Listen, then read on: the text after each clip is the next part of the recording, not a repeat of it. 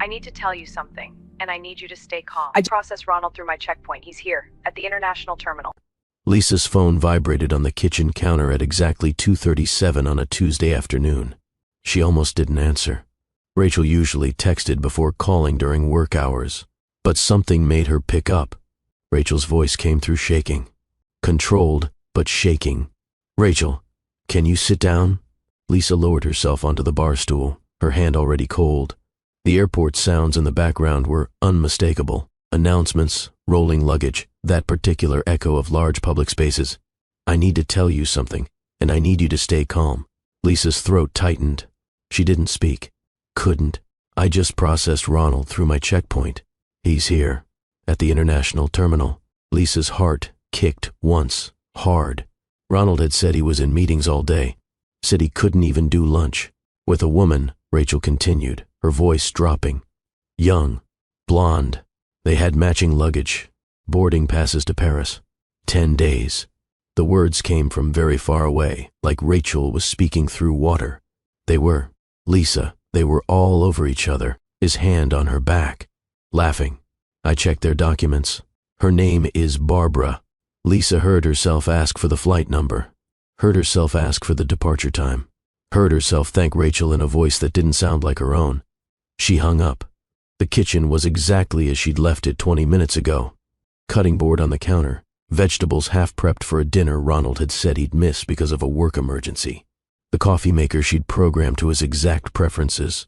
The framed photo on the shelf of their anniversary trip, his arm around her waist, both of them smiling at a camera held by a stranger.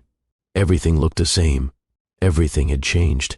Lisa had spent 12 years learning to read Ronald's moods. 12 years anticipating his needs before he voiced them. 12 years making herself essential in ways he never noticed because she'd made it all look effortless. She'd coordinated their entire life so seamlessly that he never had to think about it. Bills paid themselves. Social obligations handled themselves. His emotional needs met themselves. Except none of it had been automatic. It had been her. Every single piece of it had been her. And now he was on a plane to Paris with a woman named Barbara, and Lisa was standing in a kitchen surrounded by evidence of labor he'd stopped seeing years ago. Her phone buzzed. A text from Rachel. 3 photos. Discrete angles, but unmistakable. Ronald at the gate, his hand on the small of a woman's back. The casual ownership of the gesture. Barbara looking up at him, laughing, her hand on his chest. The matching luggage. The body language of people who'd done this before, who were comfortable, who believed themselves unseen. Lisa zoomed in on Ronald's face. He looked happy, relaxed in a way he never looked at home anymore. The tightness he always carried around his mouth, the distraction in his eyes, the impatience that colored every interaction with her, all of it was gone. He looked like a man on vacation with someone he wanted to be with. Lisa set the phone down carefully. She walked to the living room and sat on the couch they'd chosen together 5 years ago. He'd wanted leather. She'd suggested fabric for durability. They'd compromised on his preference, and she'd been the one treating the stains ever since. The house was full of compromises like that. His preferences accommodated, her suggestions dismissed or overruled. Small enough decisions that objecting seemed petty. Large enough in accumulation that she'd disappeared into the background of her own life. She pulled out her laptop and opened their shared bank account. The one she managed because Ronald found financial details tedious. There. A hotel reservation in Paris, confirmed 3 months ago. 5-star, the kind of place Ronald always said was wasteful when she suggested nice restaurants for their anniversary. She scrolled further back. Charges at expensive restaurants, always for 2. Flower deliveries she'd never received. A jewelry purchase in March. She hadn't gotten jewelry from Ronald in 4 years, not since the pearl earrings he'd bought when she'd suggested marriage counseling and he'd wanted to prove everything was fine. The affair wasn't new. It wasn't a mistake or a moment of weakness. It was a relationship. Maintained, invested in, prioritized. While she'd been home managing his life, he'd been building a separate one entirely. Her phone rang. Rachel again. "Are you okay?" Rachel's voice was tight with worry. "Do you want me to come over? I can leave work. I can be there in 40 minutes. "I'm fine," Lisa heard herself say. "Thank you for telling me." "Lisa, what are you going to do?" Lisa looked around the living room. The throw pillows she'd picked out because they complemented the couch he'd chosen. The coffee table she'd refinished herself because he'd said hiring someone was unnecessary. The bookshelf organized by color because it looked better in photos, even though it made finding anything impossible. "I don't know yet," she said. "Please don't tell anyone. Not yet." Rachel was quiet for a moment. "Okay, but I'm here. Whatever you need. Documentation, a statement, anything. I saw them.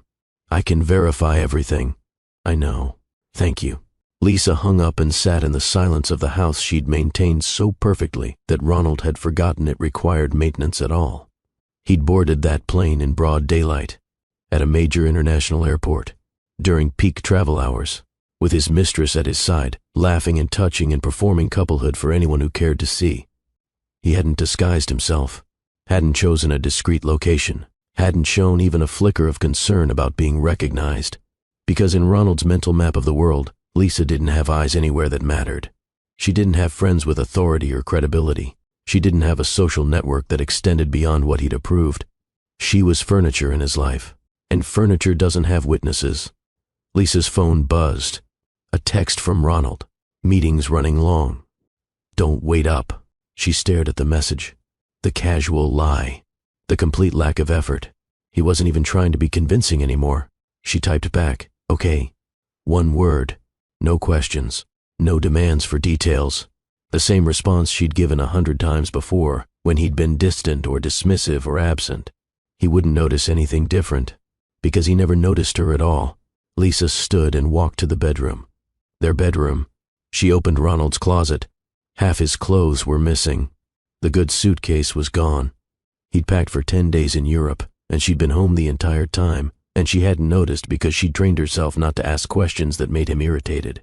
She sat on the edge of the bed and let herself feel the full weight of it.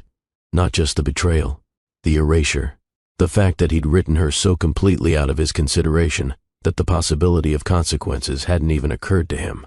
There's a particular kind of pain in realizing you've been invisible to someone you've organized your entire life around, that the love you poured out so carefully was never being measured on the other end, that you've been making deposits into an account that didn't exist. Lisa had believed in an unspoken contract. She would be patient, accommodating, low maintenance, endlessly supportive, and in return, Ronald would cherish her, would see her effort and match it, would value what she brought to their partnership. But Ronald had never signed that contract. He'd accepted her service and assumed it was simply how the world worked for him. His life ran smoothly because he deserved smooth operation, not because someone was breaking herself to provide it. Lisa's phone buzzed again. Another text from Rachel. "I have tomorrow off. Let me take you to lunch, please." Lisa looked at the message for a long moment. Rachel had been her friend since college, had watched Lisa get smaller and quieter over the years of her marriage, had bitten her tongue through dinner parties where Ronald talked over Lisa or made jokes at her expense or treated her like staff. Rachel had never said anything directly, had never pushed, because Lisa had deflected every gentle probe with reassurances that everything was fine. But Rachel had stayed, had maintained the friendship even when Ronald made it clear he found her abrasive, had kept showing up month after month, seeing Lisa clearly when Ronald had stopped looking at her at all. Lisa typed back, "Lunch sounds good." She set the phone down and walked to the guest bathroom, the one she'd cleaned last week because they never had guests anymore, not since Ronald had decided their social life should revolve entirely around his colleagues. She looked at herself in the mirror. Same face she'd seen this morning. Same hair she'd kept long because Ronald preferred it, even though short styles were more practical. Same body she'd maintained carefully because she'd noticed the way his eyes drifted toward younger women. She'd spent so much energy trying to be the wife Ronald wanted that she'd forgotten who she'd been before. There'd been a version of Lisa who'd walked into rooms and changed the energy, who'd told stories that made strangers feel like friends, who'd had opinions and voiced them without apology, who'd run marketing for a nonprofit and tripled their donor base through sheer force of strategic creativity. That woman felt like someone from another lifetime, someone Lisa had filed away carefully, telling herself those capabilities weren't gone, just stored, just waiting for the right time, for when Ronald felt more secure, for when the marriage stabilized. But marriages don't stabilize when one person is doing all the balancing, and security built on another person's erasure isn't security at all. Lisa walked back to the kitchen and looked at the half-prepared vegetables on the cutting board. The dinner she'd been making for a husband who was currently 30,000 feet in the air with another woman. She put the vegetables in the refrigerator, turned off the lights, went upstairs to the guest room and closed the door. She didn't cry. Couldn't yet. The shock was too large, too complete. It filled every space inside her where tears might form. She lay on the guest bed in the dark and felt the foundation of her life crack open beneath her. And somewhere in the breaking, something else started to happen. Something quiet and cold and clarifying. Ronald had made a miscalculation, a spectacular one.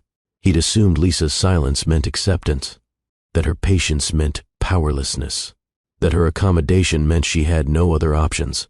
He'd erased her so thoroughly from his consideration that he'd forgotten she existed outside of his awareness. But Lisa had done something Ronald never bothered to notice. While she'd been shrinking inside their marriage, she'd maintained relationships everywhere else. College friends scattered across industries, former colleagues in positions of influence, neighbors, volunteer networks, women who remembered who she'd been before, who still saw glimpses of that person when Ronald wasn't around. She'd stayed connected, stayed credible, stayed visible to people who actually looked at her. And one of those people worked immigration at the international airport where arrogant men paraded their secrets through checkpoints, never imagining the world might intersect in ways they hadn't controlled. Lisa's phone lit up in the darkness. Another text from Ronald. Flight delayed. Going to be a long night. She stared at the message. The performance of inconvenience. The implied martyrdom of business travel. The assumption that she'd receive this lie with sympathy. She didn't respond. And in that silence, something shifted. Some internal mechanism that had been clicking obediently for 12 years simply stopped.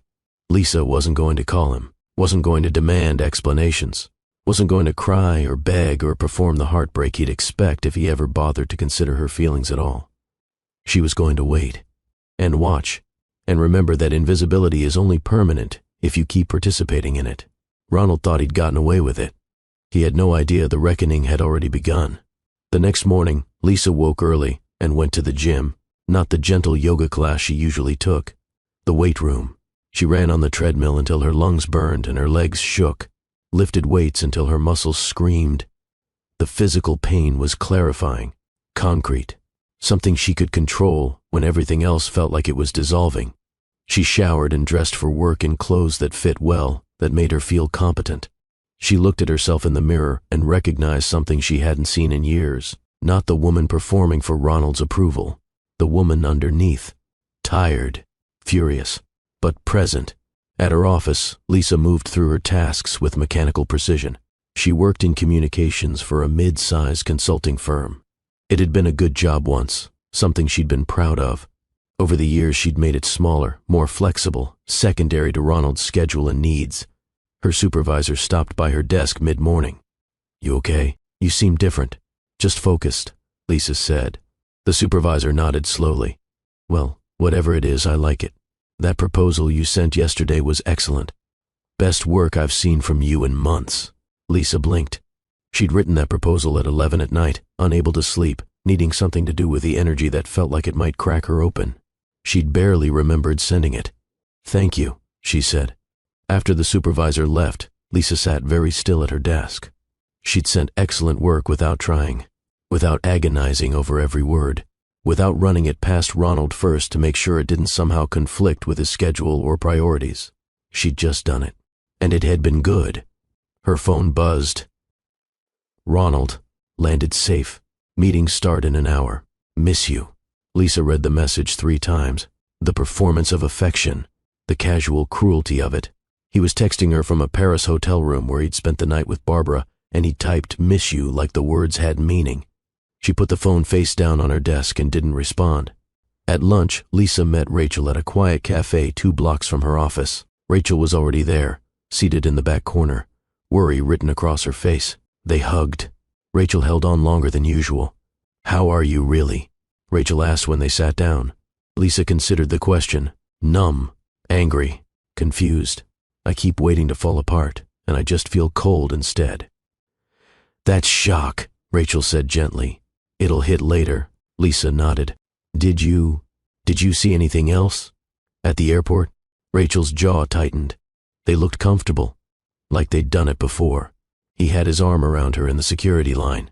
She had her head on his shoulder at the gate. It wasn't new, Lisa. Lisa absorbed that. She'd suspected, but hearing it confirmed was different. I found charges going back 6 months. Hotels, restaurants. He bought her jewelry in March. Rachel reached across the table and gripped Lisa's hand.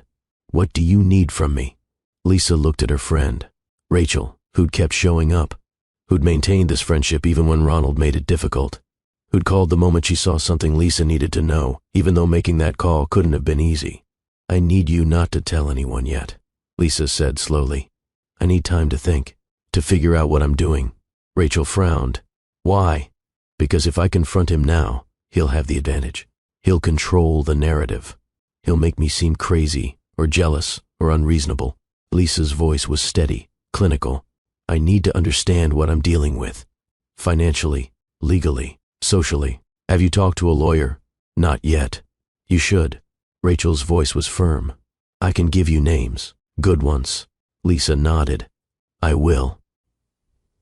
I just need a few days to think clearly. Rachel studied her. You're being really calm about this. I know. Lisa looked down at her water glass. It doesn't feel real yet, like I'm watching it happen to someone else. That's protective. Rachel's voice softened. Your brain is giving you space to process. But Lisa, when it hits, it's going to hit hard. I know. They ordered food neither of them really wanted. Rachel talked about work, about her partner, about ordinary things that felt surreal against the backdrop of Lisa's imploding marriage. But the normalcy was steadying, a reminder that the world kept turning even when your own world was ending. Before they parted, Rachel pulled an envelope from her bag. I wrote everything down, what I saw, times, their flight information, Barbara's full name from her passport. It's all documented. Lisa took the envelope. Thank you. I also took photos. Rachel's voice dropped. Discreet ones, just in case you need them. You already sent those. I took more. Rachel met her eyes. I'm an immigration officer. My testimony carries weight. If you need a credible witness, you have one. Lisa felt something crack in her chest. Not breaking, shifting. Rachel wasn't just offering support. She was offering institutional credibility, professional validation, the kind of corroboration Ronald couldn't dismiss or reframe. Thank you, Lisa said again, and this time the words carried weight they hadn't before. Walking back to her office, Lisa felt the pieces starting to arrange themselves. Not a plan yet, but the outline of one, the understanding that she wasn't as powerless as Ronald assumed. She had evidence. She had a credible witness. She had a mind that was starting to clear from years of fog. And Ronald had no idea.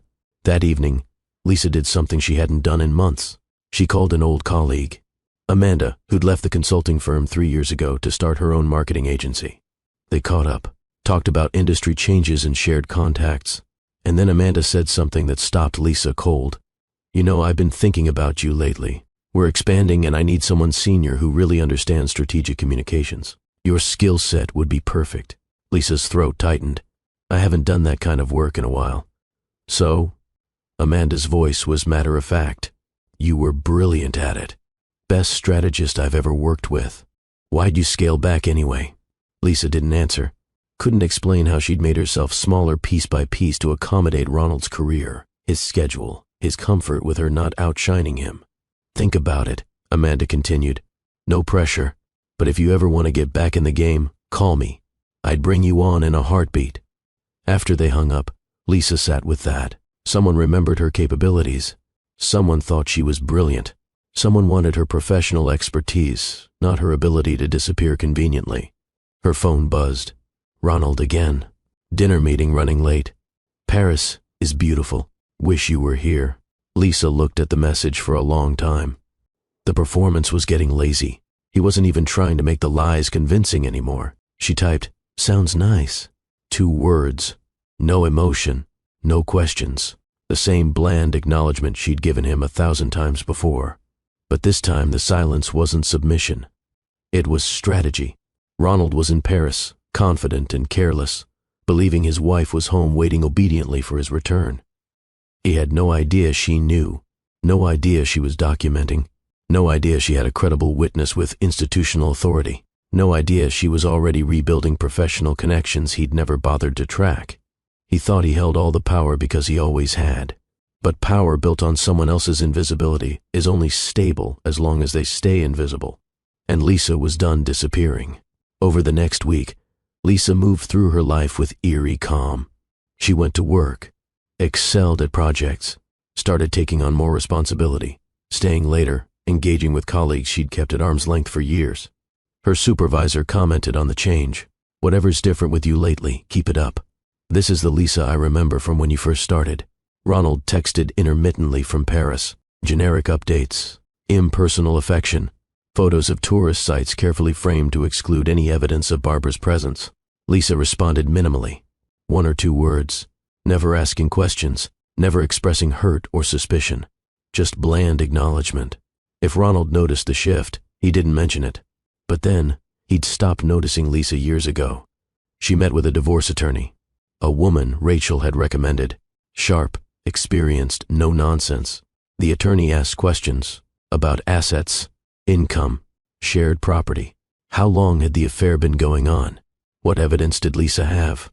Lisa presented everything methodically. Bank statements, credit card records, Rachel's written testimony, the photos, Ronald's draft divorce plan she'd found buried in his email. The attorney's eyebrows rose.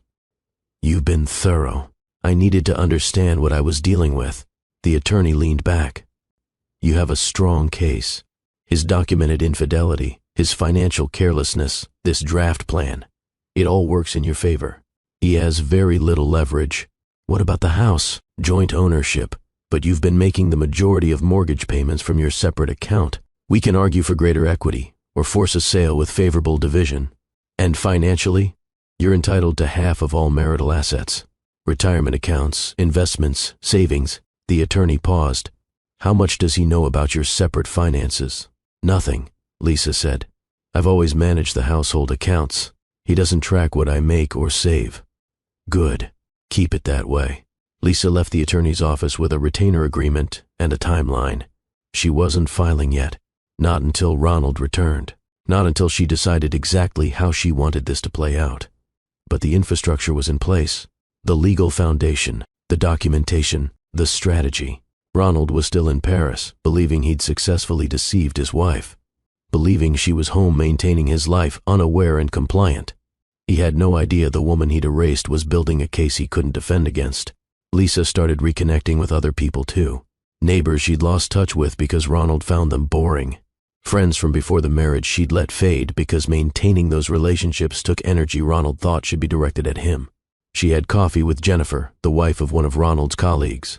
They'd done couple dinners before, carefully orchestrated social events where Lisa played the perfect supportive wife. But this coffee was different. Just the two of them. And Jennifer said something that landed hard. "I've always wondered why you're so quiet at those dinners. You used to be so vibrant. I remember meeting you years ago and thinking you were magnetic." Lisa looked at her. "You remember that?" "Of course." Jennifer's voice was gentle. "We all did. And then gradually you just dimmed.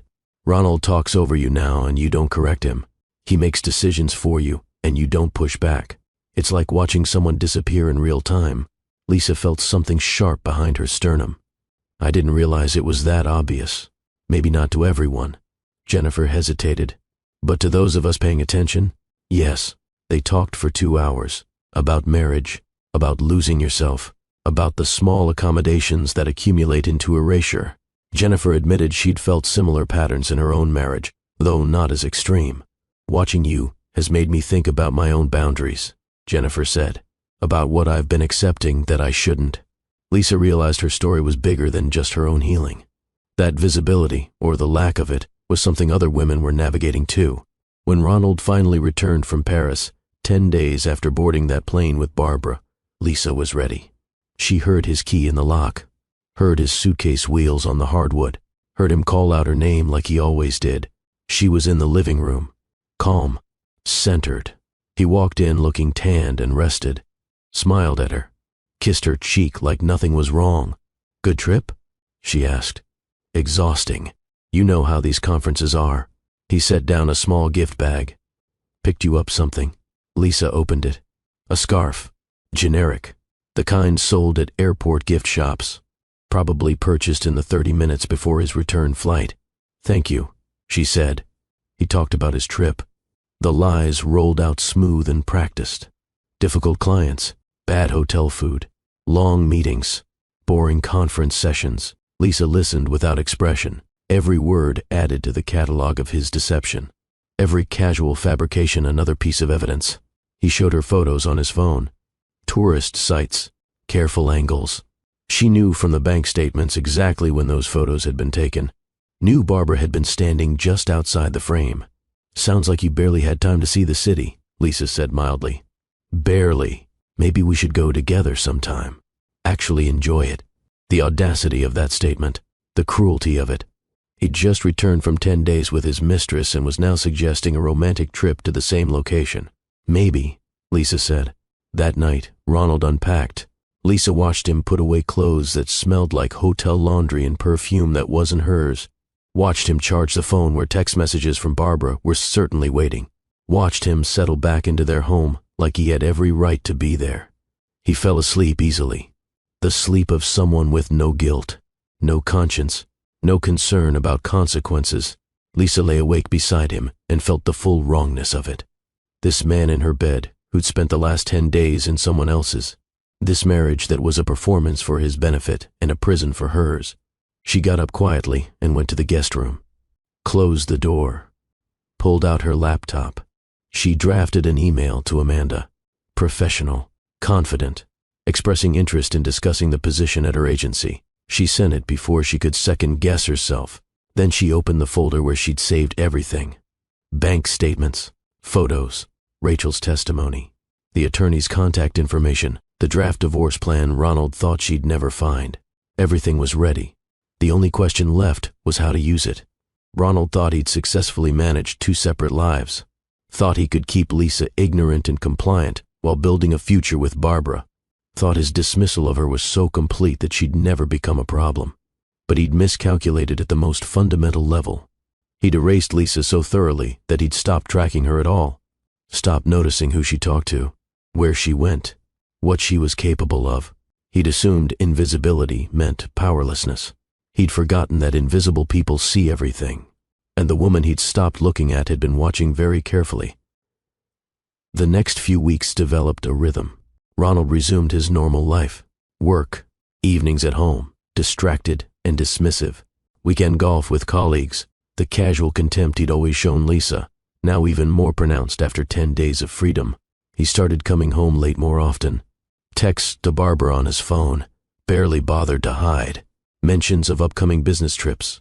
The affair was ongoing, obvious, and he didn't think Lisa could do anything about it even if she knew. Meanwhile, Lisa was building something he couldn't see.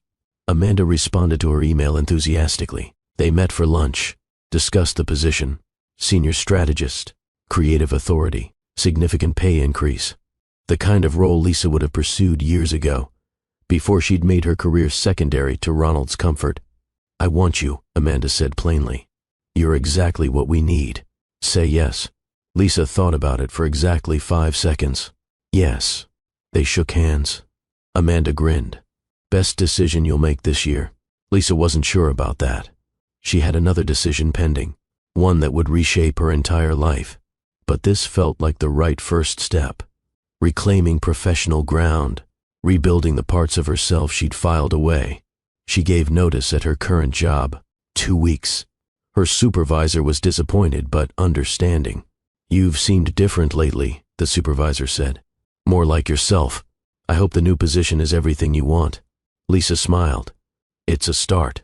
At home, she told Ronald she'd accepted a new job, better pay, more responsibility. He barely looked up from his phone. That's nice. No questions about the role, no interest in the details, no acknowledgement that this was a significant career move. Lisa watched him scroll through messages, probably from Barbara, and felt nothing.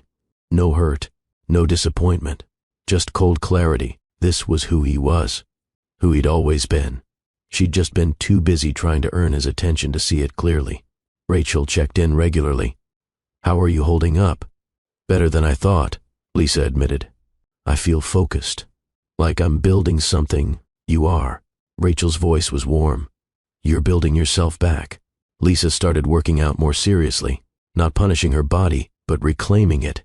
Strength training, running, yoga. Her body became something she inhabited fully instead of managing anxiously. She redecorated the guest room, made it hers. A reading chair, good lighting, space that felt like refuge instead of exile. Ronald didn't notice, or if he did, he didn't comment. She had dinner with Jennifer again, then with another couple from the old neighborhood, then with a college friend who'd moved nearby years ago but Lisa had lost touch with because Ronald found her exhausting. Her social network was reactivating, and every connection was someone who saw her, who remembered her, who would validate her reality if she needed them to. One evening, Ronald came home smelling like perfume, not even trying to hide it anymore. Lisa was in the kitchen. He walked past her without speaking, went straight to the shower. She stood at the counter and felt the casual cruelty of it, the absolute confidence that she'd tolerate anything, accept anything, that she had no options and no recourse. Ronald emerged from the shower and found her still in the kitchen. "What's for dinner?" he asked. "I didn't make anything," Lisa said. "I ate earlier." He frowned. "You didn't make anything?" "No. It was a small thing, but it landed differently than it should have." Lisa always made dinner, always anticipated his needs, always had food ready. This deviation from pattern seemed to genuinely confuse him. "I guess I'll order something," he said, an edge in his voice. "Okay." She walked past him to the guest room and closed the door. Behind it, she heard him on the phone ordering takeout, irritation coloring every word. Such a small rebellion. And yet, the foundation was cracking. Slowly, but inevitably. Lisa started therapy, not couples therapy, just for herself, to process, to understand how she'd become so small, to learn how to take up space again. The therapist asked good questions. "What do you want, Lisa?" Not what Ronald wants, not what you think you should want. What do you actually want? Lisa didn't have an answer at first. She'd stopped asking herself that question years ago, but gradually, an answer emerged. "I want to be seen. I want my voice to matter. I want to stop performing for approval I'm never going to get." The therapist nodded. "Those are reasonable things to want. Ronald will never give them to me." "No," the therapist agreed gently. "He won't. So what do I do?" Lisa already knew the answer, but hearing herself say it out loud made it real. "I leave." The therapist held her gaze. "Is that what you want?" "Yes." "Then that's what you do." Lisa sat with that. The permission, the clarity, the recognition that wanting out was valid and rational and self-preserving. She scheduled another meeting with the divorce attorney, reviewed the paperwork, made sure everything was in order. The attorney looked at her carefully. "You seem different from the first time we met." "I feel different," Lisa said. "Good." The attorney slid papers across the desk. "These are ready to file whenever you are. Just say the word." Lisa took the papers. Not yet. Soon, but not yet. She had one more thing to arrange. Ronald announced he was hosting a dinner party. Professional networking. People he wanted to impress. He told Lisa to arrange everything. Normally she would have coordinated the entire evening seamlessly. This time, she said yes, but with a different plan forming in her mind. "Who do you want to invite?" she asked. He rattled off names, colleagues, potential clients, people he needed to perform success for. "Can I add a few people?" Lisa asked. He shrugged. "Sure, whatever. Just keep it professional." "Professional," Lisa repeated. Of course, she sent invitations, Ronald's list, and then her own additions. Rachel and her partner, Jennifer and her husband, Amanda from her new job. Ronald didn't review the final guest list, didn't ask who she'd added, didn't care as long as the event made him look good. Lisa planned the menu, ordered supplies, arranged the house, and prepared for something Ronald couldn't possibly anticipate, because he'd made a fundamental error. He treated Lisa as invisible for so long that he'd genuinely forgotten she existed outside of his awareness. He didn't know about Rachel's testimony, didn't know about the attorney, didn't know about the documented evidence, didn't know that Lisa had spent weeks building credibility and connections and professional ground. He thought she was still the diminished woman who'd let him board a plane with another woman and come home to lies without consequence. He thought she'd stay silent. He thought she'd stay small. He'd built his entire strategy on her predictable accommodation, her desperate need to preserve the marriage, her fear of being alone. But Lisa wasn't that woman anymore. The dinner party was scheduled for Saturday evening, 3 days away. Ronald was focused on his own preparation, what he'd wear, what he'd talk about, how to impress the people he'd invited. Lisa watched him rehearse talking points in the mirror, watched him select his outfit carefully, watched him practice the performance of success. He never once asked what she was planning, never wondered if she might have her own agenda, because in Ronald's world, Lisa didn't have agendas. She had functions. 2 days before the party, Barbara texted Ronald. Lisa saw the notification on his phone, which he'd left on the kitchen counter while he showered. "Miss you. When can I see you again?" Ronald responded, "Soon. Just need to get through this work thing Saturday." Work thing. That's what he called the dinner party in their shared home. A work thing. Lisa took a photo of the exchange, added it to her folder. More evidence. More documentation. Rachel texted, "Are you sure about Saturday?" Lisa responded, "Yes. It's going to be intense." "I know. I'll be there. Whatever you need. Thank you."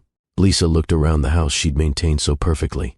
Every detail reflected her labor, her taste, her endless accommodation of Ronald's preferences. Soon, it would all change. The structure built on her invisibility would collapse. The power dynamics would reverse, but not through rage or spectacle, through something more surgical. Ronald thought he controlled the narrative, thought he could perform devoted husband in front of witnesses while living a separate life. He had no idea the witnesses Lisa had assembled, no idea what would happen when his lies met documented truth, no idea that the woman he'd erased had been building something he couldn't see. Saturday evening approached. Ronald was confident, relaxed, looking forward to impressing his guests. Lisa was calm, prepared, ready. The dinner party wasn't just a social event anymore. It was a reckoning, and Ronald had no idea he'd invited his own exposure. #script, Part 2. Saturday evening arrived with clear skies and the kind of late spring warmth that made everything feel possible. Lisa spent the afternoon preparing. The house was immaculate. She'd arranged flowers on the dining table, set out appetizers, chilled wine. Every detail was perfect because she'd always been good at this. The performance of hospitality, the invisible labor that made events look effortless. But this time, the perfection served a different purpose. Ronald was upstairs getting ready, trying on different shirts, checking his reflection. He'd been doing this for an hour. The careful construction of his image, the performance of success he'd present to people he wanted to impress. Lisa dressed in the guest room, a deep navy dress that fit perfectly, professional but striking. Hair styled simply, minimal jewelry. She looked at herself in the mirror and recognized the woman looking back, not performing, just present. She was ready. Guests started arriving at 6:30. Ronald greeted them at the door, playing the gracious host, shaking hands, making introductions, laughing at the right moments. Lisa moved through the room offering drinks, making sure people were comfortable. The role she'd played 100 times before. But the guests tonight weren't just Ronald's audience. Some of them were hers. Rachel arrived with her partner, Marcus. Rachel caught Lisa's eye across the room, a silent question. Lisa nodded once. Rachel's jaw tightened, but she nodded back. Jennifer and her husband came next. Jennifer hugged Lisa warmly and whispered, "You look amazing." "Thank you for coming," Lisa said. "Wouldn't miss it." Amanda arrived last, looking polished and confident in the way successful people do. She found Lisa in the kitchen. "Interesting guest list," Amanda said quietly. "It's going to be an interesting evening." Amanda studied her. "You're not nervous?" "No," Lisa said. "I'm not." By 7, everyone was gathered in the living room. Ronald was in his element, holding court, talking about a recent project, name-dropping clients, performing competence and charm. Lisa watched from the edge of the room, watched the way he commanded attention, the way people listened when he spoke, the way he'd occasionally gesture toward her with casual ownership when someone asked a question he didn't want to answer himself. "My wife handled that," he'd say. Or, "You'd have to ask Lisa about those details," using her as a resource when convenient, invisible otherwise. Dinner was served at 7:30. Lisa had prepared everything earlier, warming dishes at the right times, plating with care. The food was excellent because she'd never been willing to serve anything less. They sat around the dining table. Ronald at the head, naturally. Lisa at the opposite end. Guests arranged between them. The conversation flowed easily at first. Work stories, industry gossip, safe topics. Ronald told a story about a difficult client, making himself the hero of the narrative. Everyone laughed at the right moments. He was good at this. The performance of likability. Lisa ate slowly and watched. Waited. One of Ronald's colleagues, a man named David, asked about travel. Mentioned he was planning a trip to Europe. "Oh, you should go to Paris," Ronald said immediately. "I was just there last month. Beautiful city." Lisa's hand tightened slightly on her fork, but she didn't react, didn't speak. "Business trip?" David asked. "Conference," Ronald said smoothly. "Boring sessions during the day, but the evenings were nice. Great food." "Did Lisa go with you?" Jennifer asked, her voice perfectly pleasant. Ronald didn't miss a beat. No, she had work commitments here. The lie was so casual, so practiced. He delivered it without hesitation, without guilt, without even glancing in Lisa's direction. "That's too bad," Jennifer continued. "It would have been romantic. Next time," Ronald said, smiling. The smile didn't reach his eyes. Rachel had been quiet until now. She set down her wine glass carefully. "Paris is lovely this time of year," Rachel said. Her voice was calm, professional. "I imagine it was quite the trip." Ronald looked at her briefly. Didn't really register the weight in her tone. "It was fine. Just work, you know." Rachel smiled slightly. "Of course." The conversation shifted. Someone asked about Rachel's work. She explained her role as an immigration officer at the international terminal. "Must be interesting," David said. "Seeing people come and go constantly." "It is," Rachel agreed. "You notice patterns, behaviors. After a while you get good at reading people." Ronald was only half listening, already moving on to engage someone else in conversation. "Just last month," Rachel continued, addressing the table but her eyes sharp, "I processed a couple traveling to Paris. 10-day trip. They seemed very happy, very much in love." The air in the room shifted, subtle but real. Jennifer went very still. Amanda's eyes flicked to Lisa, then back to Rachel. Ronald still didn't see it coming. He was reaching for his wine glass, not paying attention. "It's memorable," Rachel said, "when you recognize someone you didn't expect to see." Now Ronald's hand paused. He looked at Rachel, something finally clicking.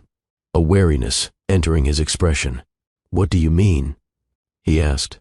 Rachel held his gaze.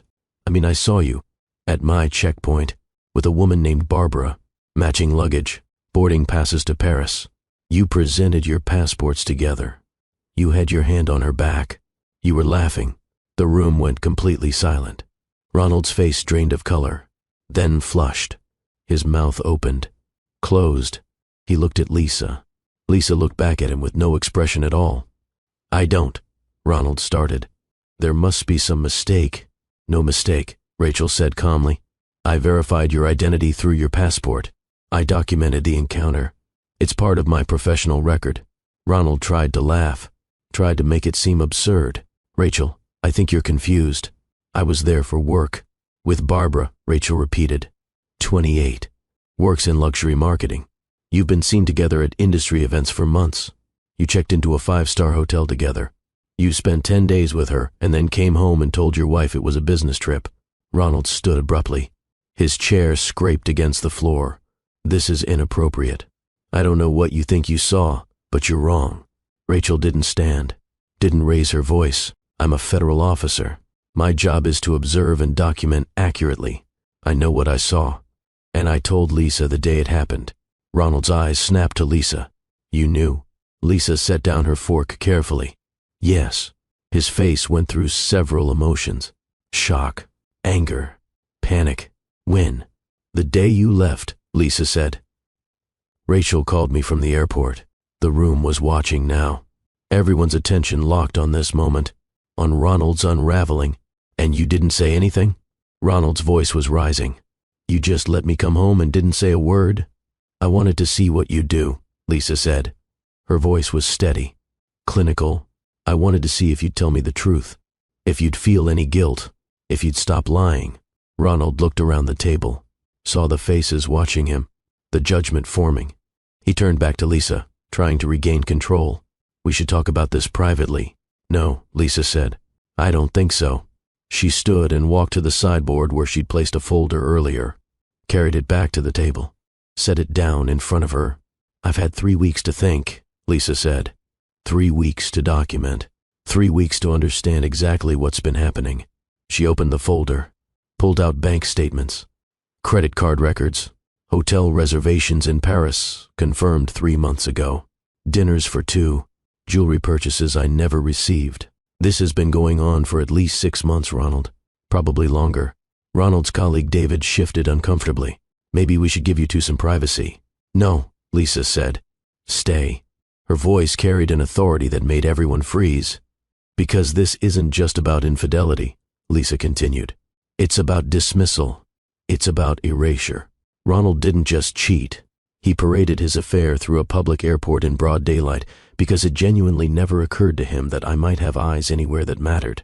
She pulled out more papers, printed emails, text message screenshots. He planned future trips with her. Barcelona, maybe Tokyo.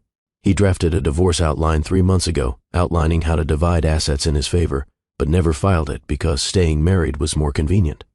Lisa's voice was calm, matter of fact, each word landing like evidence in a courtroom. He came home from Paris and lied to my face, showed me carefully edited photos, complained about bad hotel food while I have credit card receipts for expensive restaurants. He texted Barbara from our bed. He came home smelling like her perfume and walked past me like I was furniture. Ronald tried one more time. Lisa, this is between us. No, Lisa said. It's not, because you made it public when you boarded that plane. You made it public when you brought her to industry events. You made it public when you treated our marriage like something you could manage with lies, and I'd never have the credibility to challenge you. She looked around the table. At Rachel, at Jennifer, at Amanda. I've been invisible in this marriage for years. I accommodated everything, managed everything, made myself smaller and smaller to fit whatever shape Ronald needed. I convinced myself it was partnership. It was erasure. Jennifer's eyes were shining. Several people at the table wouldn't look at Ronald. Amanda spoke up, her voice gentle but firm. Lisa, I don't think any of us knew how talented you are. I've seen your work. You're brilliant. You deserve better than this. Ronald found his anger then, turned it on Amanda. This is none of your business. Actually, Amanda said coolly, it is. Because I just hired Lisa. She starts with my agency next month. Senior strategist, full creative authority, significant salary increase. So yes, Ronald, I have a vested interest in making sure she knows her value. Ronald stared. You what? I have a new job, Lisa said. I gave notice 2 weeks ago. You didn't notice because you never asked about my work, never cared about my career. You have no idea what I do or what I'm capable of. David stood. I think we should leave. Others started to rise. Ronald looked panicked now. Wait. Please. This is a misunderstanding. Is any of what Lisa said untrue? Jennifer asked. Her voice was quiet but sharp. Did you or did you not go to Paris with another woman? Ronald couldn't answer. His silence was confirmation. David headed for the door. I'm sorry, Ronald, but I can't. This is not okay. Others followed, making excuses, avoiding eye contact. The professional network Ronald had wanted to impress was walking out. Within 5 minutes, only Rachel, Jennifer, and Amanda remained. We'll help clean up, Jennifer said to Lisa. No, Lisa said. Thank you, but no. I'd like you all to go. I appreciate you being here. Rachel hesitated. Are you safe? Yes, Lisa said. I'll be fine. Rachel hugged her hard. Call me if you need anything. After they left, the house was silent except for Ronald standing in the dining room, his carefully constructed evening in ruins. Lisa started clearing plates. We need to talk, Ronald said. No, Lisa said. We don't. Yes, we do. He followed her to the kitchen. Lisa, I made a mistake. She set the plates in the sink and turned to face him. A mistake is forgetting to pick up milk. This is a choice. A series of choices. 6 months of choices. I can explain. You already did. In your draft divorce plan. In your text messages. In the credit card statements. She leaned against the counter. You've explained very clearly who you are. I love you. No, Lisa said. You don't. You love having someone manage your life. You love having a wife who makes you look stable and successful. You love the convenience of me. But you don't love me. You don't even see me. Ronald's face twisted. You've been planning this. This whole dinner was a setup. Yes, Lisa said. It was. How could you do that? How could you board a plane to Paris with another woman? Lisa's voice stayed level. How could you lie to my face for months? How could you come home and act like everything was fine? He had no answer. I filed for divorce yesterday, Lisa said. You'll be served Monday. My attorney has everything. Documentation, Rachel's testimony, all of it. You have no leverage. Ronald's anger flared. You can't just destroy my reputation like this. I didn't destroy it, Lisa said. You did, when you treated our marriage like something you could manage with lies, when you were so confident in my invisibility that you didn't bother being careful. She walked past him toward the stairs. Where are you going? To bed. In the guest room. You can sleep wherever you want. You've been doing what you want for months anyway. Lisa, we can work this out. She paused on the stairs, looked back at him. No, Ronald, we can't, because working it out would require you to see me as a full person, and you've proven you're not capable of that. She climbed the stairs and closed the guest room door behind her, sat on the edge of the bed and felt the weight of what had just happened settle over her. It was done. The confrontation she'd been building toward, the public reckoning, the reversal of power. Ronald had walked into that dinner confident, in control, certain of his ability to perform success. He'd left it exposed, discredited, his professional network disgusted, his lies documented, his marriage over, and Lisa had done it calmly, without rage, without spectacle, just evidence and witnesses and the undeniable truth. She waited for the satisfaction, the vindication, the sense of victory. What came instead was exhaustion, and underneath it, something quieter, something like relief. She wasn't invisible anymore, wasn't trapped in a performance of accommodation, wasn't waiting for recognition that would never come. She was seen, by people who mattered, by witnesses who validated her reality, by herself. Lisa lay back on the bed and closed her eyes. Tomorrow, she'd deal with the aftermath, the divorce proceedings, the logistics of separating lives. But tonight, she let herself rest in the knowledge that she'd reclaimed something essential. Her voice, her visibility, her authority over her own narrative. Ronald had spent years writing her out of the story. Now she was writing herself back in. And this time, she was the author.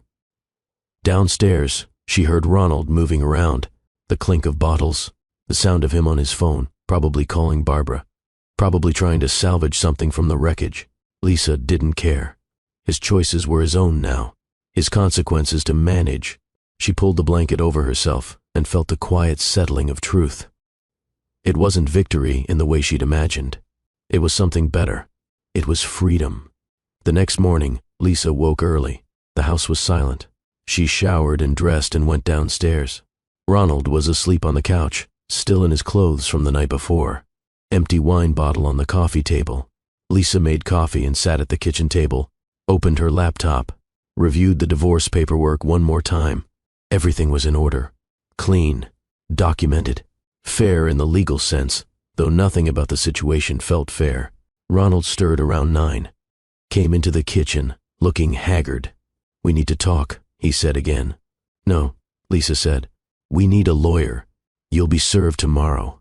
After that, all communication goes through attorneys. Lisa, please. Please what? Please let you explain again? Please give you another chance? She looked at him. How many chances do you think you deserve? I made a mistake. You keep saying that. Like repetition makes it true. She closed her laptop. You made choices. Deliberate ones. You chose Barbara. You chose to lie. You chose to treat me like I was too insignificant to matter. I never said that. You didn't have to. Your actions did. Lisa stood.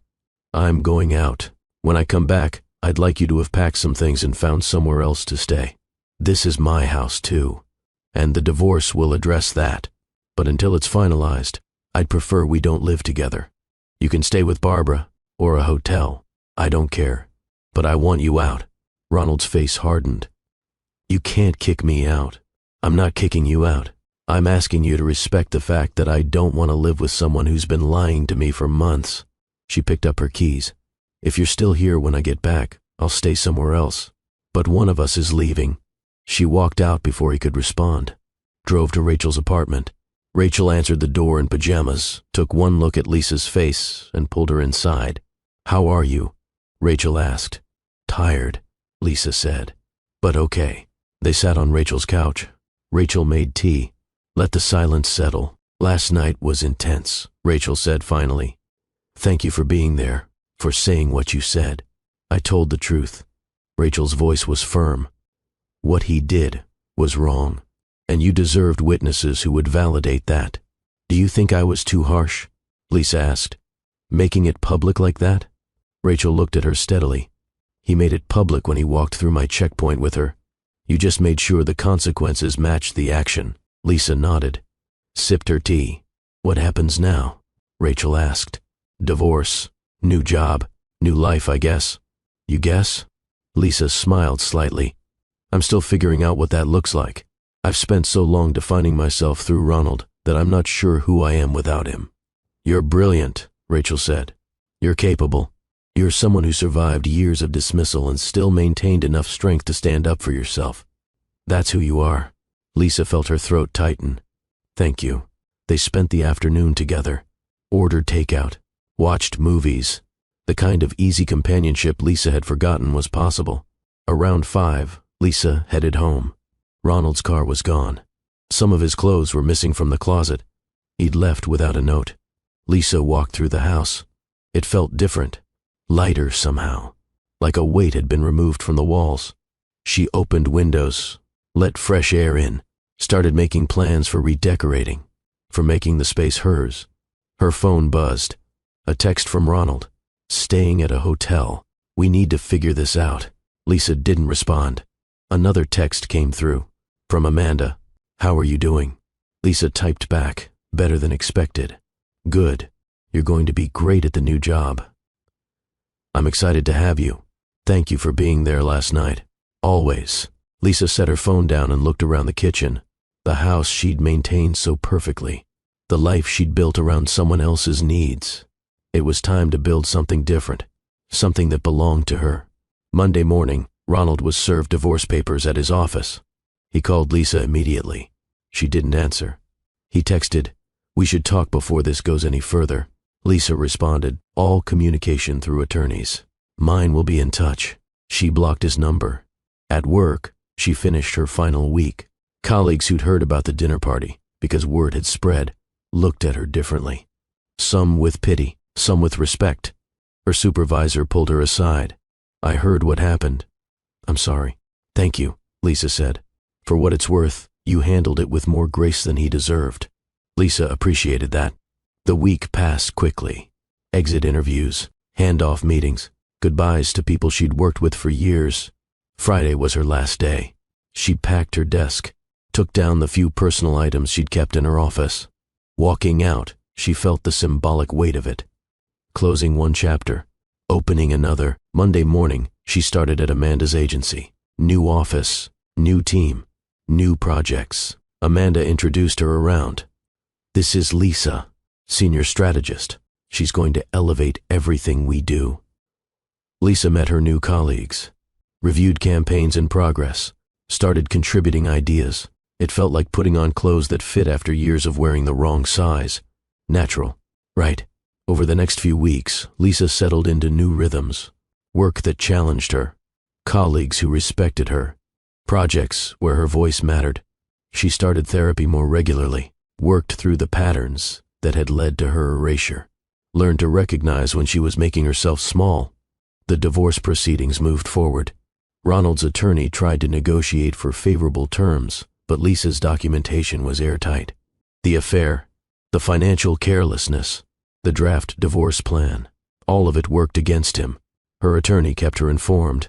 "He's trying to claim you're being vindictive, that the public confrontation was cruel." "Is he contesting anything specific?" "No, he can't. The evidence is too strong. Then his feelings about how he was exposed aren't really relevant. The attorney smiled slightly.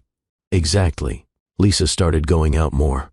Accepted invitations from friends she'd neglected. Went to events that interested her instead of just ones that benefited Ronald. She traveled. A weekend trip to the coast. Solo. Something she'd never done during the marriage. Sat on a beach and watched the ocean and felt the space around her expand. She'd spent so long compressed into a shape that fit Ronald's needs. Now she was remembering her original form. The woman who took up space without apology. It wasn't always easy. There were moments of doubt, moments where she questioned if she'd been too harsh, too public, too unforgiving. But then she'd remember the casual cruelty of Ronald's lies, the way he'd erased her, the draft divorce plan that showed he'd been willing to leave, just on his terms. And she'd remember that protecting yourself isn't cruelty. It's clarity. One evening, Jennifer called, asked if they could have coffee. They met at the same cafe where Lisa had first met with Rachel after learning about the affair. "I need to tell you something," Jennifer said. "Watching what you did, how you stood up for yourself, it gave me courage." "Courage for what?" Jennifer took a breath. "My marriage isn't good either. Not infidelity, but dismissal. The same kind of erasure. And I've been accepting it because I didn't know there was another option." Lisa reached across the table. "There's always another option." "I'm scared," Jennifer admitted. "I was, too. I still am sometimes. But being scared and staying is worse than being scared and leaving." Jennifer nodded, wiped her eyes. "Thank you for showing me it's possible." Lisa realized her story had become bigger than just her own healing. That visibility, or the refusal of invisibility, was resonating with other women navigating similar patterns. The divorce was finalized in early summer, 3 months after that dinner party. Quick by divorce standards, because Ronald hadn't contested it. He'd signed the papers, agreed to the terms, taken his share, and left.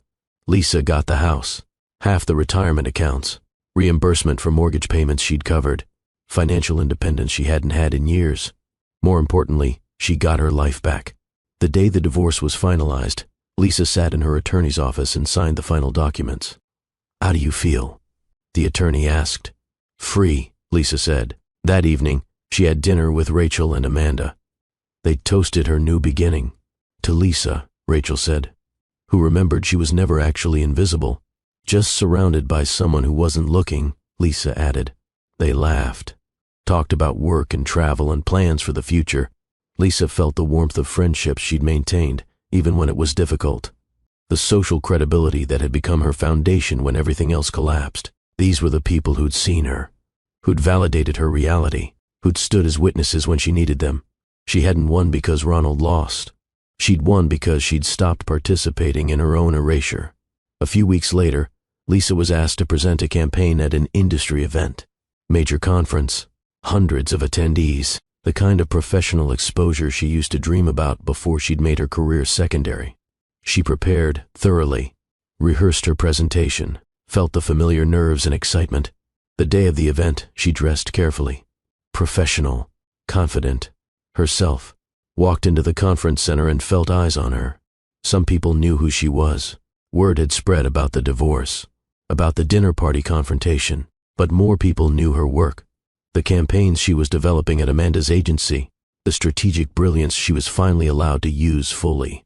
She took the stage and delivered her presentation with confidence that felt both new and deeply familiar. She was funny, insightful, commanding. The audience responded enthusiastically. Questions during the Q&A were sharp and engaged. Afterward, multiple people approached her. Colleagues from her past who remembered her capabilities. New connections who only knew her as the talented professional she was now. One woman pulled her aside. "I heard about what you went through. I just want to say thank you for showing that it's possible to reclaim yourself." Lisa felt the weight of that, the responsibility and the gift of visibility. "Thank you," she said, "for seeing it that way." Walking out of the conference, Lisa felt something settle. Not closure exactly, but completion. A circle closing and opening simultaneously. She'd presented her work, been recognized for her talent, built credibility that belonged entirely to her. No one had spoken for her. No one had diminished her. No one had taken credit for her ideas. She'd taken up space without apology. and the world had made room. That evening, Lisa ran into Ronald. Pure chance. A coffee shop she sometimes went to after work. He was there alone, looked up when she walked in. Something crossed his face. Regret, maybe, or just discomfort. "Lisa," he said. "Ronald, can we talk?" Lisa considered, glanced at her watch. "I have 5 minutes." They sat at a small table in the corner. Ronald looked diminished somehow. Not physically, but energetically. "I want to apologize," he said. "Okay, I was wrong about everything. The affair, the lying, the way I treated you." He looked down at his coffee. "I didn't see it at the time, but I do now." Lisa listened without expression. "I've been in therapy," Ronald continued, "trying to understand why I did what I did. And I realize I took you for granted. I stopped seeing you as a person and started seeing you as a function." "Yes," Lisa said. "You did. I'm sorry. Truly." Lisa nodded. "Thank you for saying that." "Is there any chance?" Ronald started. "No," Lisa said. "There isn't." He nodded. Looked like he'd expected that answer but hoped otherwise. "I hope you're doing well," Lisa said. "And I mean that. But we're done. That chapter is closed." "I know." He met her eyes. "For what it's worth, you look happy." "I am. You deserve that." Lisa stood. "Thank you, Ronald. Take care of yourself." She walked out before he could say anything else. Drove home feeling the finality of it. Not angry, not vindictive, just clear. Ronald had apologized, had acknowledged his failures, and it didn't change anything. Didn't make her want him back, didn't erase what he'd done. It was just words. Too late. From someone who'd had years to see her and chose not to. Lisa pulled into her driveway and looked at her house. The home she'd made entirely hers now. She'd redecorated, hung art she loved, created a home office where she worked on projects that excited her, planted a garden that was starting to bloom. Every corner reflected choices she'd made for herself. Not compromises, not accommodations, just her own taste and preferences given full expression. She walked inside and felt the peace of it, the space that belonged to her alone. Made dinner, worked on a presentation for Monday, read a book she'd been meaning to get to. Simple rhythms, her own life, on her own terms. Later, lying in bed, Lisa thought about the journey from that phone call 3 months ago to this moment. The shock, the strategic silence, the documentation, the confrontation, the aftermath. She'd reclaimed visibility in her own life, had refused to remain erased, had understood that being seen wasn't something she had to earn through perfect performance. It was something she could claim by refusing to accept anything less. Ronald had treated her like she was invisible because she'd allowed it, had participated in her own diminishment by never enforcing boundaries, had taught him that her voice was optional by staying silent when he dismissed her. Breaking that pattern had required something she'd forgotten she possessed, the strength to choose herself, to value her own credibility, to trust that the opposite of invisibility wasn't spectacle, just honest presence. Lisa turned off the light and felt gratitude for unexpected things. For Rachel's phone call that had shattered her denial. For friends who'd maintained connection when she'd made it difficult. For her own capabilities she'd filed away and was now using fully. For the reminder that you can survive your own erasure and come back stronger. That being underestimated is only permanent if you accept it. That power built on someone else's invisibility collapses the moment they step back into view. Lisa had stepped back, and the world had made space, not because she'd demanded it, but because she'd simply shown up as her full self and refused to shrink. And that, she was learning, was the most powerful reclamation of all. At this point, the narrator's voice shifts. The story pauses, and Dennis speaks directly to the audience. Friends, if you've stayed with us through Lisa's journey, you've witnessed something that goes far deeper than just a story about infidelity or betrayal. You've watched a woman remember who she was before she started disappearing. And I want to talk to you about what that means. Not just for Lisa, but for you. Because here's the truth that Lisa learned the hard way. Invisibility is almost never forced on us all at once. It happens slowly, through small accommodations, little moments where we choose peace over truth, where we stay silent instead of speaking up, where we make ourselves smaller because we believe that's what love requires. And over time, those small moments accumulate into something devastating.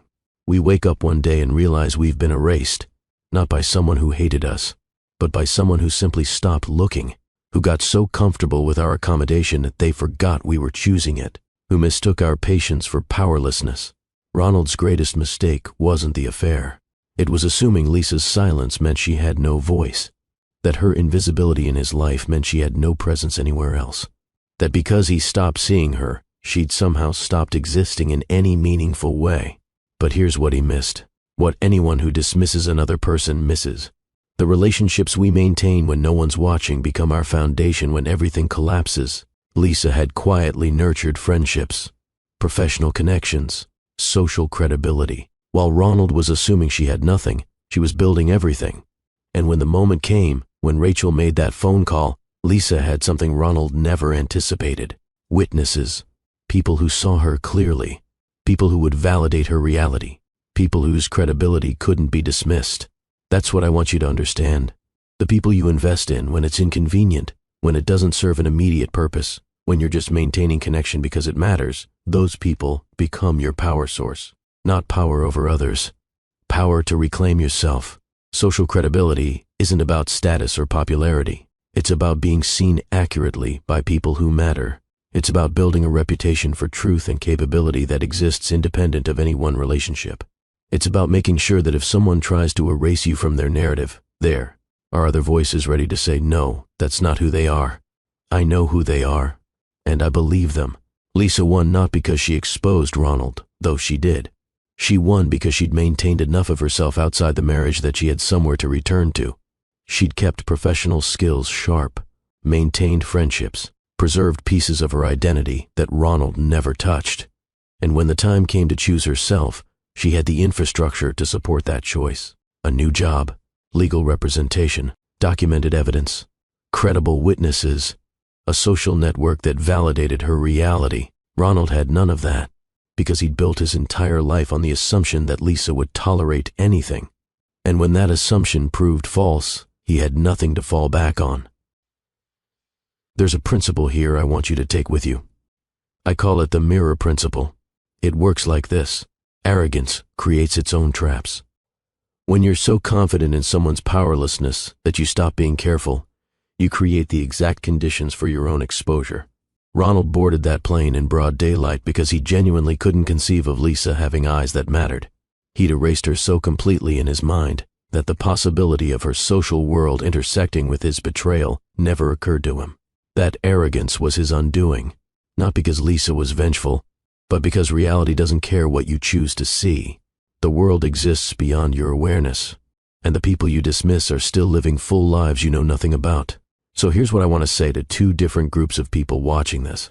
First, if you're someone who's felt invisible in your own relationship, listen carefully.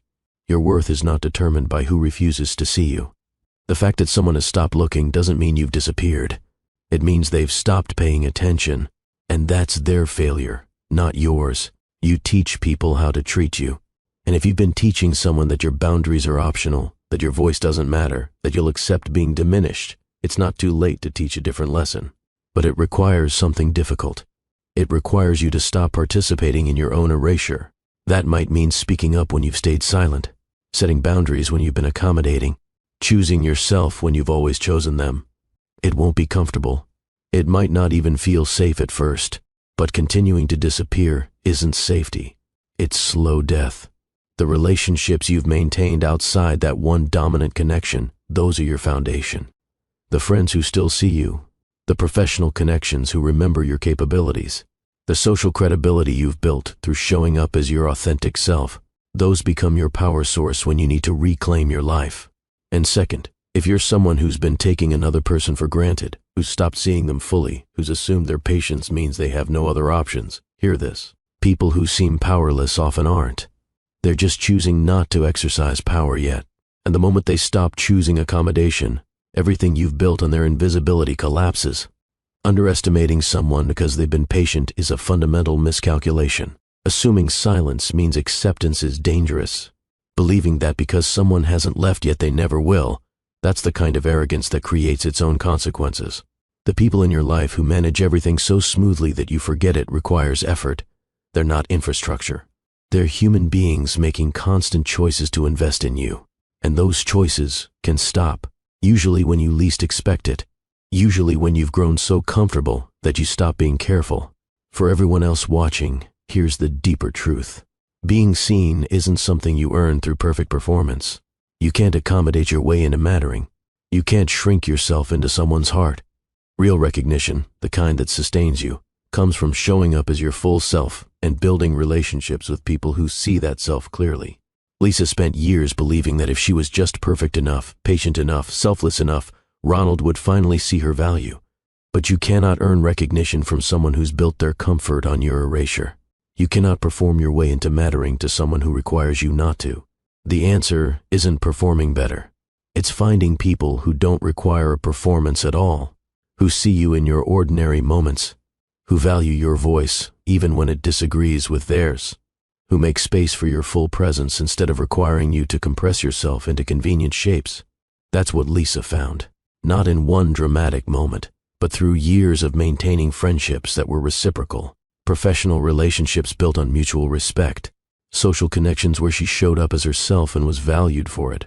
When her marriage collapsed, she didn't fall into nothing. She fell into a network of people who caught her, who validated her reality, who reminded her she'd always been visible to those actually paying attention.